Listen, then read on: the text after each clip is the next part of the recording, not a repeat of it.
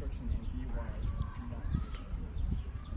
Blessed is the one who listens to me, watching daily at my gates, waiting beside my doors. For whoever finds me finds life and obtains favor from the Lord. But he who fails to find me endures himself. All who hate me. All right, so I'm going to pray here before we kind of jump in. Dear Lord, give us just the presence here that we're thinking about what we're talking about, and rather than anything else that might distract us. Help me as I'm speaking from your word. Just give me the words to say. In Jesus' name, amen. All right, now, I just kind of wanted to start with a quick survey here. Now, be fully aware that God is watching, and we also have our senior pastor in front of us. So, just being fully aware that he stands up in the front. He knows. Okay. How many of us have ever fallen asleep during one of Bob's sermons? Come on. Come on, get them up. Come on, let's go. Be real. I've never fallen asleep. I've dozed. I've never Dozed. Same thing. I'm sorry. She would. I would fall for it. Oh, Cathi? Oh no! Not Cathi! No! All right. How many of us have ever sat there and daydreamed throughout the entirety of Bob's sermon? Completely thought about it. Well, maybe not entirety, but a good chunk of Bob's sermon, where they just lost about a good 10 minutes just because they were thinking about food. Something else is going on. Okay. Like exposing things? Yes, a little bit. But it's also a nice segue into the first part. All right. How many of us have ever said to ourselves, and probably to others at times, when is Bob going to stop talking? Is he almost done yet? Like, Cathi, come on, be nice. Stop prayers. Come on, Colin, be real with me. Yeah, there it is. Come on. I mean, I think we've all felt that at times. So, I mean, even right here at the beginning of Proverbs 8 here, I didn't ask you guys just to kind of mess with Bob at all. I asked you guys because this is a very real thing that people think about and people do, like during a sermon. And so if you look at Proverbs 8, 1 through 4, I mean, he personifies wisdom. Wisdom is a she in this case. So where is she standing? Where is wisdom calling from? This is a question. It's right there in verses 1 to 4. On the heights, beside the way. At the crossroads, at the gates. Where would you say that is? Would you say that is a more populated place or a less populated place? At the crossroads, at the gates. More populated. So calling from a very populated area saying, hey, look, get wisdom. Look, they're like 5. Verse 5 is, you who are simple, gain prudence. You who are foolish, just set your hearts on it. I have the NIV, I know. I'm going with amateur hour here. Amateur hour. I'm not Bob. All right, so I mean, wisdom is calling all to attention. Like, imagine you can all see the person standing on the milk crate on the corner of New York City, calling out to all the people. I mean, all the people can sit there and hear him. Maybe not everybody listens, which is kind of the problem that we see here. I mean, one of the big problems is, I mean, we see it all throughout Proverbs, is that wisdom calls us to attention. Like it says, hey. It doesn't say it like, hey man, come on and let's go listen. No, it's like, hey, all of you people, come here and listen. This is important. So I mean, even when we're sitting there at Bob's sermon, I mean, falling asleep, how much importance are we placing on Bob's sermon or the message from any speaker if we're sitting there falling asleep?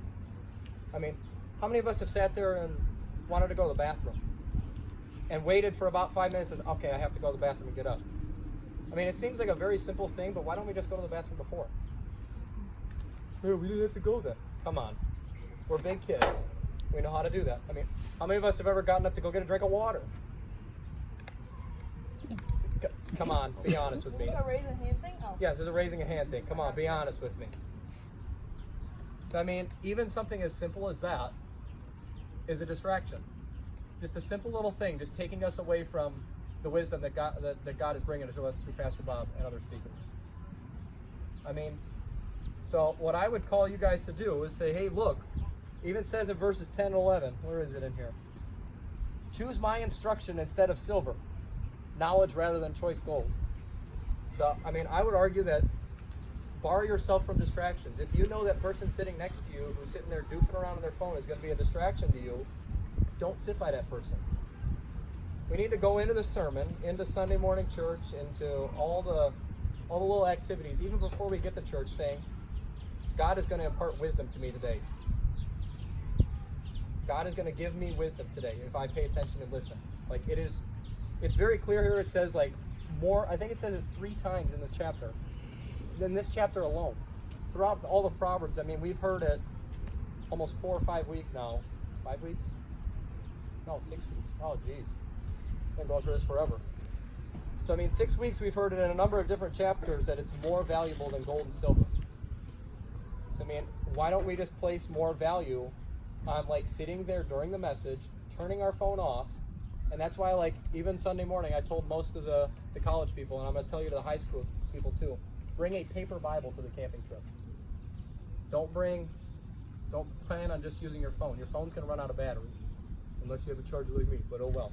But plan on bringing a paper Bible. I mean, phones are a distraction, let's be honest. I mean, you could be sitting there during a sermon, all of a sudden a little message pops up. You're sitting there looking at the Bible, which is a good thing. All of a sudden that little message pops up, and now that little voice in your head saying, I wonder what that message said. Or I know what that message said, I have to reply to that now. And now all of a sudden, you're right off to listen to the message and the word. I mean, we know there's a lot of wisdom flowing from our speakers here at church. I mean, we've had Brad come in the last week, or a couple weeks ago, I should say. Bob speaks for us all the time. Dunham gets up there. I mean, a lot of wisdom comes from our church. I mean, we have very good speakers, and we're blessed with that. So, I mean, we need to take advantage of that. So, I mean, I would just challenge you guys this Sunday, or this weekend, as most of you are going to the camping trip, go into the sermon times prepared to get wisdom. Because the speakers have sat there and prepared a long time. Brett, how many hours you spent on stuff? I mean, I know I just put them on the spot there. What are you chuckling for over here? So I mean, we spend a lot of hours putting these sermons together, trying to make it worth it for you guys. All right, so moving right along here. Where are we at here? Verse 12. Verse 12, it starts to get into kind of the message of what wisdom is saying. Like, before it's saying all the value of wisdom, where it comes from, that sort of thing. But verse 12 is kind of where we start to see some of the attributes of wisdom. So, looking in verses 12 to 21, what are some of the attributes that wisdom has? Or what are some of the things that come with wisdom? Like, go ahead and look. Yes, pull out your phone, Colin. Say it loud. Say it proud. You got a right answer. There you go. See? Easy. Come on, that's one. How many other things? Prudence. Insight. Strength. Discretion. Another good one. I mean, riches and honor are with it. Enduring wealth and prosperity. Its fruit is, again, better than gold. Walks in the way of righteousness. Paths of justice. I mean, now if you notice something, it should be, I mean, for us people that have been going to church for all our lives, it should be very noticeable that these are all characteristics of Jesus Christ.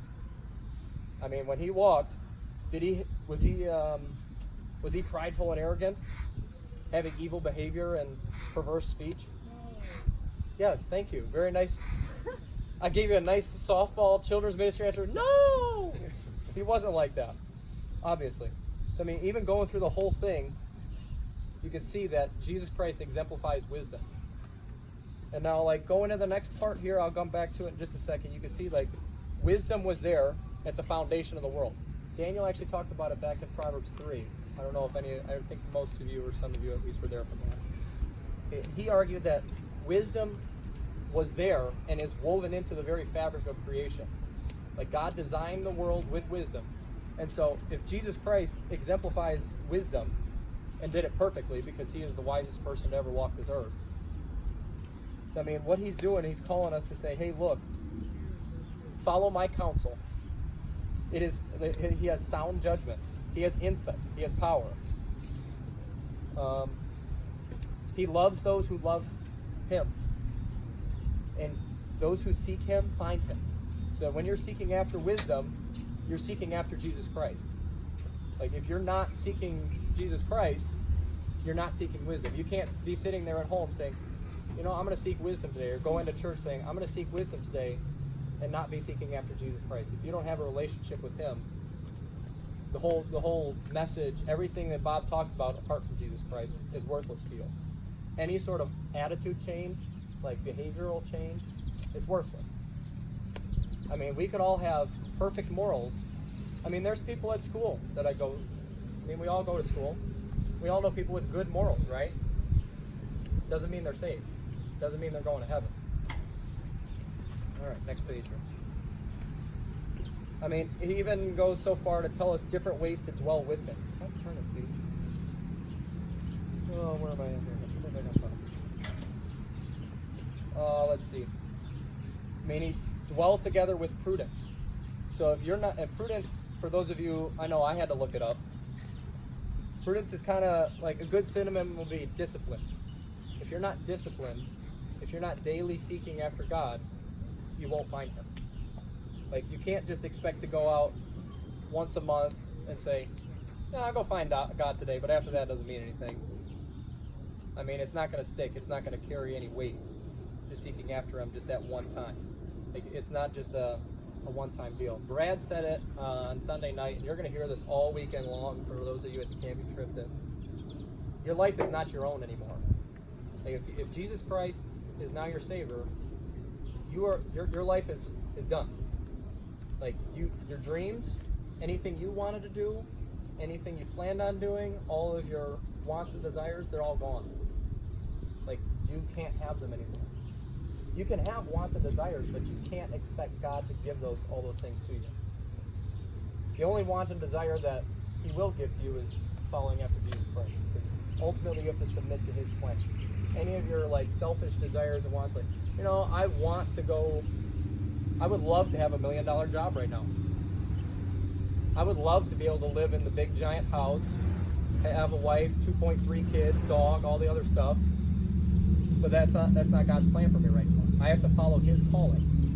I mean, right now even he has me calling right here to stand here and speak. Okay, so where am I at here?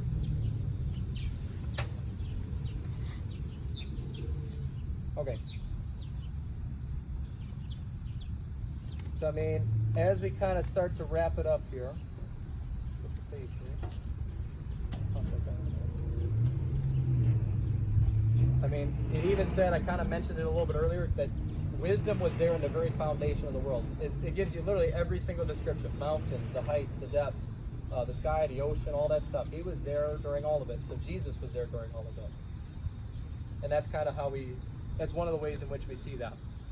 And so if he was there at the beginning, I mean, he was there all the way through when he walked on this earth and now afterwards. So we have to live according to his plan. Because if he built the world, if he created the world with God as the Holy Trinity, because they all work together on it, if they did that, then we have to submit to that. Because, I mean, his creation, we have to do what he says. I mean, it's pretty self-explanatory, I would say. And now, where is it? Verse 32. Can someone read verse 32 to 36? Yeah. Loud and proud. And now, O sons, listen to me. Blessed are those who keep my ways. Hear instruction and be wise, and do not neglect it. Blessed is the one who listens to me, watching daily at my gates, waiting beside my doors. For whoever finds me finds life and obtains favor from the Lord. But he who fails to find me injures himself. All who hate me love death. So, I mean, that kind of gives us a good summary of pretty much the whole chapter there. I mean, starts off, now then my children, listen to me. Yes. Like, it's calling your attention again. It's like, all right, we got through all this stuff, now listen again. This is a big part here. Blessed are those who keep my ways. So, I mean, if you're calling yourself a Christian, but you don't go home and read your Bible, you're not spending any time in prayer, meditating on the Word, if you're not acting in a way that God has called you to, then you're fooling yourself. I mean, it even says down at 36, those who fail to find me injure themselves. Like, injuring yourself. Like, it's one thing to think about, like, hurting yourself during the game, like volleyball or something. You make a dive for a play and you hurt yourself. That's a little bit different, but it's almost the same as intentionally hurting yourself. I mean, can you think about intentionally wanting to hurt yourself? It's not good. Like, you have to be in a very bad state of mind to do that. All who hate me love death. That's a very powerful statement there. Like, to say all who hate me love death. Like, you have to know that, okay, if I don't love God, I love death. That is essentially what he says. So, I mean, it's pretty cut and dry. There is no middle ground. There is no, well, I do these things, but I keep this one little thing to myself. Kind of like, for those of you, Scott was holding back that one piece of wood, but like, you can't hold back anything, every part of your life. And so, I just have a couple questions for you, because I love to end with questions. I mean, are you walking in the ways of Christ? Like, are you walking with discipline? Do you have sound judgment? Are you making sound judgments? Knowledge and discretion? Are you walking with pride or arrogance? I mean, those are two big, easy ones to have. I mean, to fear the Lord is to hate evil. I'm referencing verse 13 there. So, I mean, another question I have for you is, do you value Jesus Christ, and therefore wisdom, above all else? And when you walk into church on Sunday, when you go into your Bible study during the week, do you sit there and say, I'm valuing Jesus Christ above all else right now? Do you still have that phone just sitting on the table over there, knowing that it might ring, knowing full well that someone might text you? Or do you go set it in the other room? Do you turn it off? Are you saying, look, this is the time I'm devoting to God and God alone? So, just to kind of sum up here, go to the bathroom before the sermon. I mean, Amen. Come on. Go to the bathroom before the sermon. Eliminate distractions. I mean, sit by people or don't sit by people who are not going to be a distraction to you. If sitting by that significant other is going to be a distraction to you, say, hey, look, if I sit next to you, I'm not going to pay attention during Bob's service, so I'm going to go sit over there. If she loves the Lord, she'll understand that and say that's okay. I mean, I would hope my woman would say that. I don't have a woman. It's okay at this point. Sad point. So, I mean, we're going to do a fruit inspection this week. You're going to hear that all throughout this weekend, too, for those of you on the camping trip. Otherwise, I mean, you guys who aren't on the camping trip can sit there and do it at home by yourselves. Like, do a fruit inspection. What I mean by that is evaluate different areas of your life and say, hey, look, am I bearing good fruit here? Am I reading my Bible daily? Yeah. Okay, I mean, well, obviously we could all read more. Obviously. Like, all right, if that's pretty solid, let's work on another area that's maybe not doing so hot. I mean, if I'm not praying enough, if I don't feel like I'm praying enough, I don't ever talk to God, probably ought to work on that. So doing a fruit inspection is evaluating all the different areas of your life where you need to work on stuff. And so I would encourage you guys to take time and think about that just throughout the rest of the week here. For those of you planning on going on the camping trip, I know I've talked about it a bunch. I'm excited by it. I'm excited to hear all the different lessons from all the guys. But just think about, do you value Jesus Christ above all else? Like, are you sitting there going into every day saying, all right, how do I honor Jesus Christ today? Do you get into your car going to work saying, all right, how am I going to honor Jesus Christ at work? I mean, if it's working at Jimmy John's, I know you used to work at Jimmy John's, right? Still do. Still do. There you go. How am I going to make sandwiches to the glory of God? How am I at Home Depot going to help this customer with grass seed to the glory of God? I mean, it's weird to think about, but like God calls us to honor Him in everything that we do. And so that includes work, school, fellowshipping together. I mean, if I sit there and cheat the whole time, is that honoring God? So I'm just going to pray, and I'll leave you guys to hang out. I don't know, how long is the park open, or should we leave out here after? I think it's open till 11 or something like that. Well, I don't want you guys to have to stay the whole time. What time is it now? 8:35. 8:30, so we'll be out of here by 9. You want groups after, or do you just want to play? No, you can just hang out. Just play. Just think about those things. And this Sunday, or before you go into lessons at the camping trip, go to the bathroom. Get yourself a thing of water, knowing full well that, I'm going to be thirsty at some point. Get yourself some bug spray. look, I know mosquitoes are going to be an issue. Like, prepare in advance to like go into the worship service, go into our times of teaching and stuff, planning to get wisdom, planning to be solely focused on the words that God is giving you through the speaker. So that's what I have for you. I'm just going to pray with you guys. Actually, somebody else pray. I've been talking enough. Brett, you want to pray for us? Dear Lord, I just thank you so much for this beautiful evening. I thank you for Ian putting time in to his busy schedule to not only prepare a lesson for the camping trip, but also to take on another one and prepare one for us. And I just thank you for just the leader that he has been to our group and will continue to be until he moves on. I thank you so much for the Johnsons going to open up this park and allow a bunch of Rowdy College students to come and play. And I just pray that we'll just glorify you through the rest of this evening.